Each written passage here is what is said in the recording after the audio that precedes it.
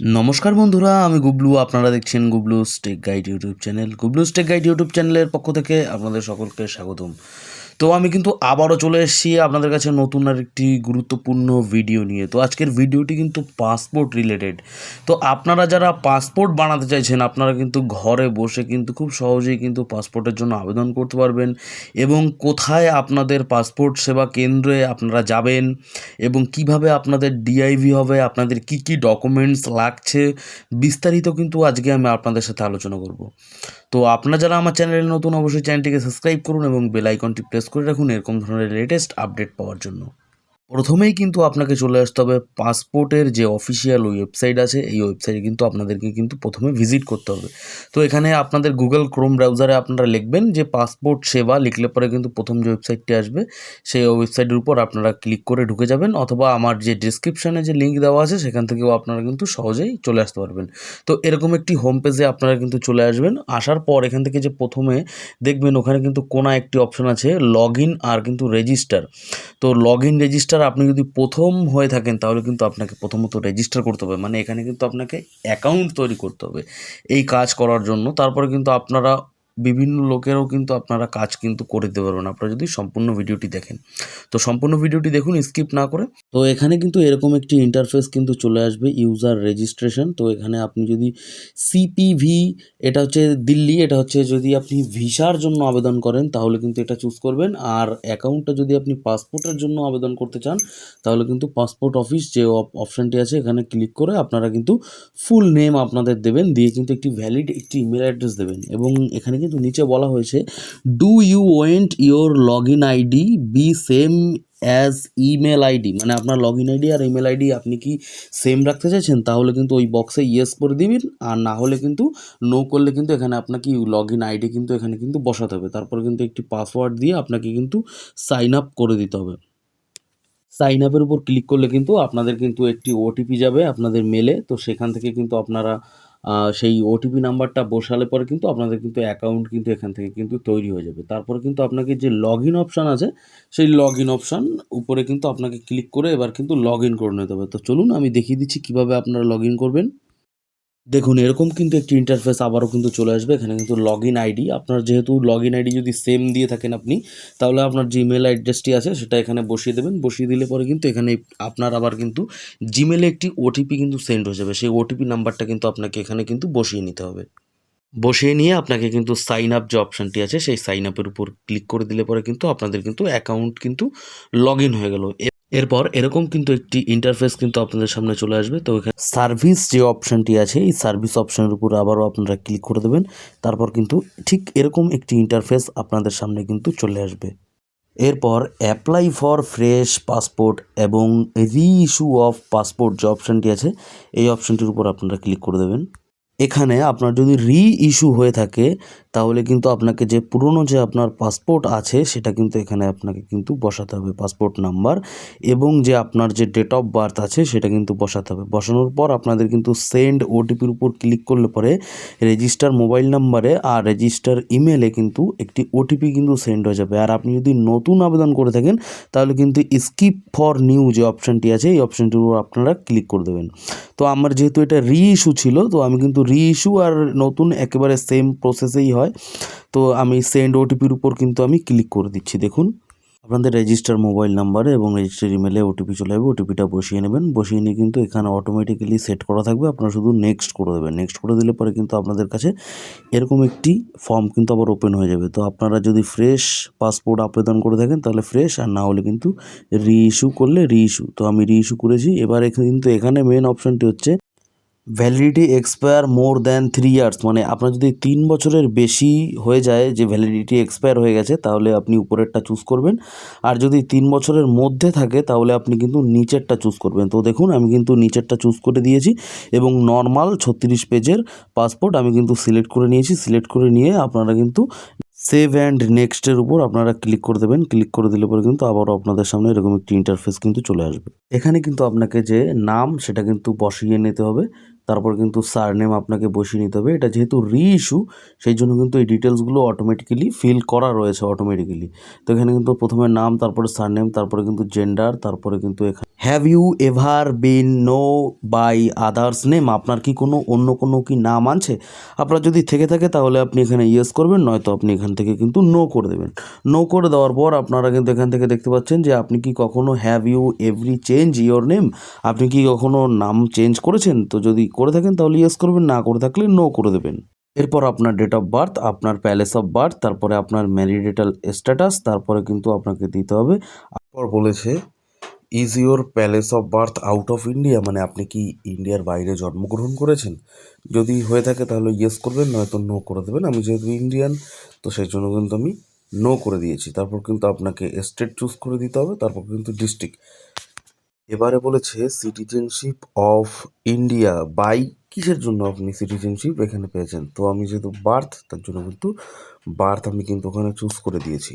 এবার তারপর কিন্তু আপনাকে নিচে প্যান নাম্বার, ভোটার নাম্বার আপনি চাইলে দিতেও পারেন, নাও দিতে পারেন। তারপরে এমপ্লয়মেন্ট টাইপ আমি কিন্তু আদার করে রেখেছি।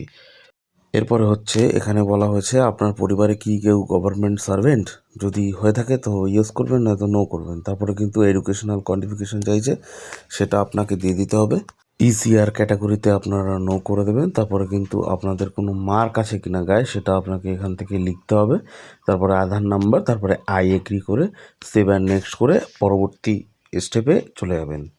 এই ঘরটার নাম হচ্ছে ফ্যামিলি ডিটেলস। প্রথমে কিন্তু আপনাকে এখানে বাবার নাম দিতে হবে, প্রথমে নাম, তারপরে কিন্তু সারনেম, তারপরে কিন্তু মায়ের নাম, তারপরে মায়েরও টাইটেল, তারপরে কিন্তু আপনার যদি কোনো গার্জিয়ান থাকে আলাদা করে তার নাম আপনি এখানে দিতে পারেন। এবার এখানে কিন্তু আমি ম্যারিড, এই ম্যারিটাল স্ট্যাটাস কিন্তু ম্যারিড দিয়েছিলাম, তার জন্য কিন্তু স্পাউস নেম কিন্তু এখানে দিতে বলেছে। তো সেই জন্য কিন্তু এখানে আপনারা বসিয়ে নিয়ে আবারও কিন্তু সেভ অ্যান্ড নেক্সটের উপর আবারও ক্লিক করে দেবেন। এবারে আপনাকে অ্যাড্রেস ডিটেলস কিন্তু দিতে হবে। প্রথমে কিন্তু আপনাকে বলা হয়েছে if your permanent address out of India, আপনি যদি ইন্ডিয়ার বাইরে আপনার যদি পার্মানেন্ট অ্যাড্রেস থাকে তাহলে কিন্তু এখানে ইয়েস করবেন, নয়তো আপনি কিন্তু নো করে দেবেন। তো আপনারা যারা ইন্ডিয়া থেকে আবেদন করছেন তারা কিন্তু নো করবেন। তারপর কিন্তু আপনাকে এখান থেকে দিতে হবে আপনার অ্যাড্রেস। প্রথমে কিন্তু আপনাকে হাউস নাম্বার দিতে হবে, তারপরে কিন্তু ভিলেজ, তারপরে কিন্তু আপনার এরিয়া পিনকোড, তারপর কিন্তু স্টেট, তারপরে ডিস্ট্রিক্ট, তারপরে কিন্তু পুলিশ স্টেশন, তারপরে কিন্তু মোবাইল নাম্বার, টেলিফোন নাম্বার না দিলেও হবে। এবার কিন্তু ইমেল অ্যাড্রেস। আর বলেছে ইফ পার্মানেন্ট অ্যাড্রেস অ্যাভেলেবেল, তো আপনার যদি পার্মানেন্ট অ্যাড্রেস অ্যাভেলেবেল থাকে তাহলে ইয়েস করে দেবেন। তারপরের যে বক্সটি আছে সেটাকেও আপনারা ইয়েস করে দিতে পারেন। তারপর আবারও কিন্তু সেভ অ্যান্ড নেক্সট করে পরের পেজে কিন্তু চলে যাবেন। যে এমার্জেন্সি কন্ট্যাক্ট, তো এখানে কিন্তু প্রথমে নাম অটোমেটিক্যালি কিন্তু চলে এসছে, আর এখানে কিন্তু একটি মোবাইল নাম্বার দিতে হবে এমার্জেন্সি কন্ট্যাক্ট হিসেবে। তারপরে আবারও আপনারা সেভ অ্যান্ড নেক্সট করে দেবেন। এবারে যে ফর্মটি আসছে সেটা হচ্ছে প্রিভিয়াস পাসপোর্ট। তো আপনারা যদি রিনিউয়াল যদি করে থাকেন সেই ক্ষেত্রে কিন্তু এই অপশানটি কিন্তু আসবে। তো এখানে কিন্তু আপনাকে পাসপোর্ট নাম্বার, আপনার পিএসকে কোথায় ছিল সেটা কিন্তু এখানেও অটোমেটিক্যালি কিন্তু চলে আসবে আপনারা যদি করে থাকেন, এবং আপনার ডেট অফ বার্থ, আপনার ফাইল নাম্বার, আপনার যে ডেট, যে পাসপোর্টের যে ডেট সেই ডেট সেটাও কিন্তু এখানে কিন্তু চলে আসবে। এরপর একটুখানি স্ক্রল করবেন, নিচের দুটো বক্সে নো নো করে দিয়ে আপনার সেভেন নেক্সট করে দেবেন। এবারে চলে আসবেন আপনারা আদার ডিটেলসে। তো আদার ডিটেলসে কিন্তু এখানে কিন্তু আপনাকে অ্যাপ্লিকেশন রেফারেন্স নাম্বার উপরে কিন্তু শো হবে, আর এই বক্সগুলোতে কিন্তু আপনাদের যদি কোনো রকম কোনো কেস থাকে তাহলে কিন্তু আপনারা সেটা ইয়েস করবেন, নয়তো আপনারা কিন্তু নো করে দেবেন। তো আমার যেহেতু কোনো রকম কোনো কেস কিন্তু ছিল না, তো সেজন্য আমি কিন্তু পুরো সব কিছুতে কিন্তু একদম no no no no no no করে দিয়েছি। আপনারা দেখে নেবেন, তারপর কিন্তু সেভ অ্যান্ড নেক্সটের উপর আপনারা ক্লিক করে দেবেন। তারপর কিন্তু এরকম একটি ইন্টারফেস আপনাদের সামনে কিন্তু চলে আসবে। আপনারা দেখে নেবেন আপনাদের পাসপোর্টে এরকমভাবে কিন্তু আসবে, আপনারা সব ডিটেলস ঠিক আছে কিনা দেখে নিয়ে আপনারা কিন্তু আবারও আই এগ্রির উপর বক্সের উপর ক্লিক করে কিন্তু আবারও কিন্তু আপনারা সেভ অ্যান্ড নেক্সট করে লাস্ট অপশানে কিন্তু চলে যাবেন। এবার এখান থেকে কিন্তু আপনাকে ডকুমেন্ট চুজ করে নিতে হবে, মানে আপনি কোন address proof, proof of identity হিসেবে আপনি কি কি ডকুমেন্টস দিতে চাইছেন। এখান থেকে আপনারা লিস্ট দেখতে পাচ্ছেন, তো এখান থেকে আপনারা সিলেক্ট করে নেবেন। আমি যেভাবে সিলেক্ট করে নিচ্ছি,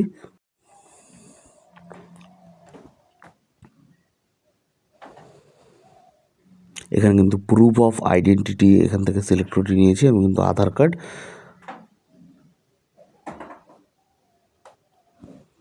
তারপরে আই এগ্রি বক্সে আপনারা ক্লিক করে দেবেন, আপনাদের প্যালেসটা লিখে দেবেন এবং ডেটটা অটোমেটিক্যালি চলে আসবে। আপনারা কিন্তু এরপরে সেভ অপশানের উপর আবারও কিন্তু ক্লিক করে দেবেন। সেভ অপশানের উপর ক্লিক করে দিলে পরে কিন্তু আপনাদের পেজটা কিন্তু একটু সেভ হতে কিন্তু সময় লাগবে। এখানে কিন্তু দেখুন ওর অ্যাপ্লিকেশন নাম্বার কিন্তু এখান থেকে শো হচ্ছে। এবার এখান থেকে বলছে ডাউনলোড ফর্ম, আর এই পাশে কিন্তু মেক পেমেন্ট। তো দেখুন এখান থেকে কিন্তু আমি ফর্মটি কিন্তু ডাউনলোড করে নিয়েছি যে সব কিছু ঠিকঠাক আছে কি না। পেমেন্ট করার জন্য আবারও কিন্তু আপনাকে হোমে চলে আসতে হবে। হোমে এসে কিন্তু আপনাদের যে যে যে অপশানটি প্রথমে চুজ করা ছিল, তো সেই অপশানটির উপর আপনারা ক্লিক করে দেবেন। ক্লিক করে দিয়ে আপনাকে কিন্তু অফিস কিন্তু চুজ করতে হবে। তো আমি যেহেতু সুবিধা মতো আপনারা চুজ করে নেবেন, তো আমি কিন্তু দেখুন এখান থেকে কিন্তু চুজ করে নিয়েছি পিএসকে কলকাতা। এবার কিন্তু নিচে আপনাকে ডেট চুজ করতে হবে। তো দেখুন আমি কিন্তু ডেটও চুজ করে নিলাম। ডেট চুজ করে নিয়ে আবারও আপনারা একটু নিচে গিয়ে নেক্সট করে দেবেন। নেক্সট করে দিলে পরে কিন্তু পেমেন্ট অপশান কিন্তু চলে আসবে। পেমেন্ট অপশানের উপর ক্লিক করতে কিন্তু এখানে কিন্তু ইউপিআই অপশান আসবে এসবিআই এর। তো ইউপিআই অপশান আসলে পরে আপনারা এখান থেকে ইউপিআই আর হচ্ছে কিউআর কোড, তো আমি কিউআর কোড সিলেক্ট করে দিয়ে কনফার্ম করে দিলাম। একটুখানি এবার স্ক্রল করলে কিন্তু এখানে কিন্তু আপনাদের কিউআর কোড কিন্তু শো হয়ে যাবে। তো দেখুন এই কিউআর কোডে আপনারা ফোনপে, গুগল পে থেকে আপনারা স্ক্যান করে যে কোনো ইউপিআই অ্যাপ থেকে আপনারা পেমেন্ট করে দিতে পারেন। পেমেন্ট করে দিলে পরে কিন্তু দেখুন এখান থেকে দেখাচ্ছে ট্রানজ্যাকশান সাকসেসফুলি। আমার কিন্তু পেমেন্ট কিন্তু হয়ে গেছে। তো একটুখানি ওয়েট করতে হয় আপনাকে। এখানে আপনারা রিফ্রেশ করবেন না আর মিনিমাইজও কিন্তু করবেন না। দেখুন এখানে কিন্তু 10 সেকেন্ডের জন্য ওয়েট করতে বলা হয়েছে। তো দেখুন এখান থেকে কিন্তু আমার পেমেন্ট কিন্তু কমপ্লিট হয়ে গেল। এবার কিন্তু আমার এই যে অ্যাপয়েন্টমেন্ট স্লিপ কিন্তু এখানে কিন্তু ডাউনলোড করার অপশনও কিন্তু দিয়ে দিয়েছে। তো এইভাবে কিন্তু আপনারা কিন্তু খুব সহজে কিন্তু পাসপোর্টের অ্যাপ্লাই কিন্তু ঘরে বসে আপনারা কিন্তু করে নিতে পারবেন বন্ধুরা। তারপর কিন্তু যে টাইম ডেট থাকবে সেখানে আপনারা গেলে পরে কিন্তু আপনারা অ্যাপয়েন্টমেন্ট বুক করার পর আপনারা কিন্তু কাজটি কিন্তু সম্পূর্ণ করতে পারবেন। এরপরে আপনারা পাসপোর্ট অফিস যাবেন। পাসপোর্ট অফিস থেকে আপনাদের ডকুমেন্টস নিয়ে যাবেন, আপনারা মাধ্যমিকের অ্যাডমিট কার্ড, আপনাদের বার্থ সার্টিফিকেট, ভোটার কার্ড, আপনাদের আধার কার্ড, এগুলো আপনারা কিন্তু নিয়ে যেতে পারেন। আর এরপর কিন্তু 1 মাসের মধ্যে আপনাদের কিন্তু লোকাল এরিয়ায় যে থানা আছে সেই থানায় কিন্তু আপনাদের ডিআইবির জন্য ডাকা হবে। সেখানে কিন্তু আপনাদের ডিআইবি কমপ্লিট হলে পরে কিন্তু আপনাদের কিন্তু পাসপোর্ট বাই পোস্টে কিন্তু আপনার বাড়িতে কিন্তু চলে আসবে। তো এই ছিল বন্ধুরা আজকের আপডেটটি আপনাদের কেমন লেগেছে অবশ্যই কমেন্ট করে জানান। আর এরকম ধরনের ভিডিও পেতে আমার চ্যানেলটিকে সাবস্ক্রাইব করে রাখুন এবং বেল আইকনটি প্রেস করে রাখুন যাতে আপনাদের কোনো আপডেট মিস না হয়। তো আপনারা চাইলে আপনাদের হোয়াটসঅ্যাপ চ্যানেলে আপনারা ফলো করতে পারেন। তো বন্ধুরা সবাই সুস্থ থাকবেন, ভালো থাকবেন। আবারও দেখা হচ্ছে আপনাদের সাথে পরবর্তী কোনো ভিডিও নিয়ে।